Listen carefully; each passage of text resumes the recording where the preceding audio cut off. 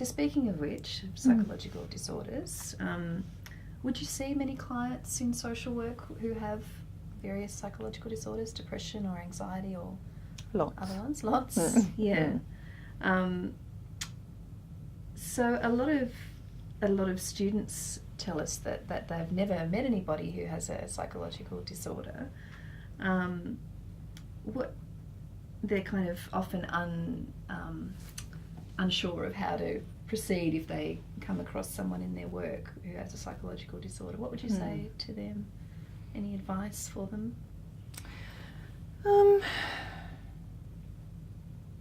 Well, I think it's probably not until you understand the psychological disorders and personality disorders that you understand that they're just part of the spectrum of human experience and behaviour. So, I mean, it's more kind of that, once you know more, once you've learned more about that stuff, you will understand it and see it more, and also normalise it more, that it's not, it's, I mean, the understanding that I have of psychological and personality problems is a continuum one, that, we can all move along, a level of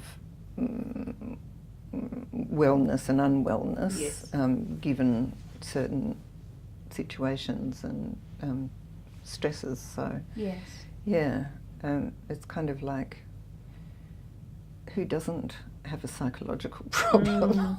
That's right. Or a personality issue? We all do. Yeah. It's perfectly normal. Yeah. So I agree. It's about normalising that, isn't it?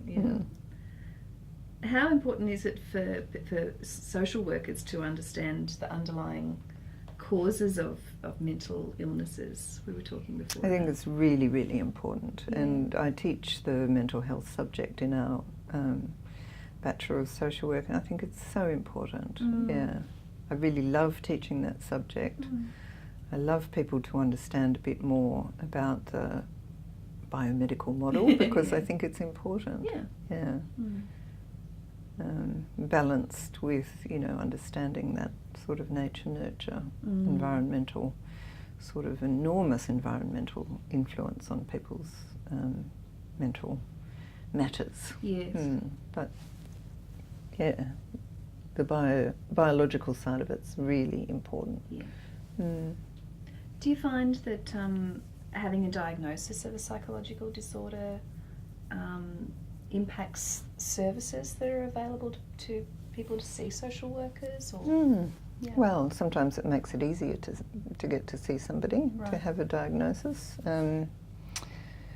Sometimes to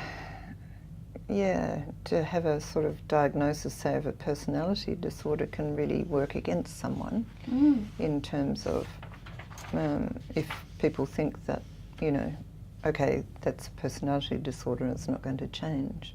I don't subscribe to that view. But there are reasons why, professional people might feel like, well, there's nothing we can do for you if you've got that problem, but I don't think that's accurate. Well, that sort of brings me to the idea of stigma, which you mentioned before as well. Have you observed in your profession that there's a stigma against people with mental illnesses? Absolutely, absolutely. And, when we have our own fragile moments, we sort of try to hide them from everybody, so there's got to be a stigma, doesn't there? I don't want anybody to know when I'm fragile, but instead of kind of thinking, well, that's kind of normal. What effect has stigma had on some of the clients that you've seen? People? Oh, it just compounds things. It makes them less hopeful, less sort of kind of blinds them to some things that actually can be different. Because if you're told long enough that you're kind of inadequate or not good enough or dysfunctional, then you don't see some of your functional, adequate, coping sides.